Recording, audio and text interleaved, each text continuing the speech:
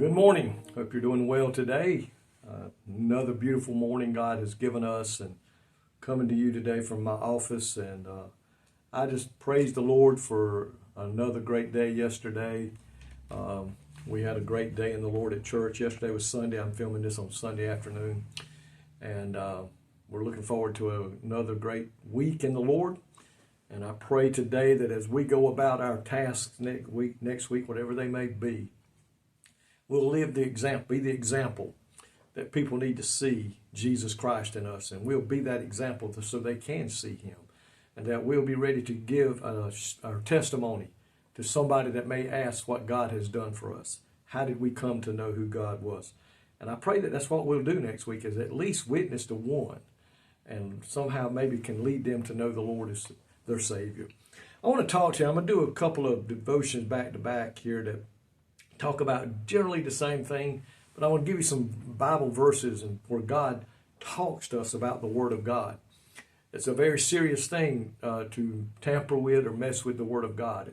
In Psalms 119, verse 160, it says, "The entirety of your word is truth, and every one of your righteous judgments endure forever." This is the psalmist writing. If the Bible is inspired by God, and it is, and if it is impossible for God to lie, and it is, then it follows that the Bible is the inerrant, in other words, the original manuscript contains no errors, no mistakes. And we believe that today, that God's Word is all true. The doctrine of inspiration says that God cannot cause us, the biblical writers, to write what He wanted them to write. God, the Bible says, was given man what to write in the Word so that we would have it today. And they just didn't sit down and come up with something. They didn't come down and think in their own mind what they wanted the Word of God to say. They wrote what God gave them to say. And Hebrews 6 and 18 and Titus 1 and 2 both say it is impossible for God to lie. So if it is impossible for God to lie, then God does not make mistakes. God is all true, and the Bible is error-free. God is omnipotent, all-knowing. Therefore, it is impossible for him to be uninformed or incorrect in a judgment or a statement of a facts. In the Bible, in the Old Testament, that's a lot of the things that we see happen from the beginning of creation to where before Jesus came on earth.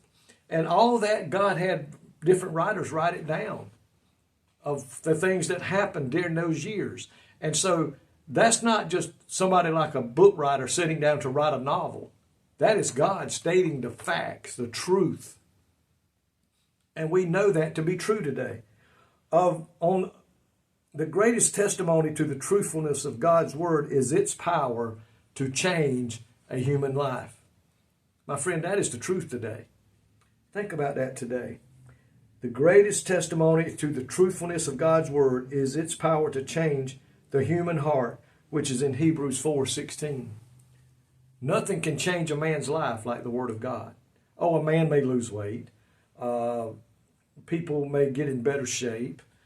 Things like that. They may change their diet or their habits or whatever. But a lot of times, we don't see them stay that way. But when God saves somebody and they truly and really get into serving God with all they have, with all their heart, mind, and soul, you're going to see that person grow more in the Lord and become a better Christian. The law of the Lord is perfect, converting the soul. The statutes of the Lord are right, rejoicing the heart. The commandment of the Lord is pure, enlightening the eyes. The judgment of the Lord are true and righteous altogether, more to be desired than any gold.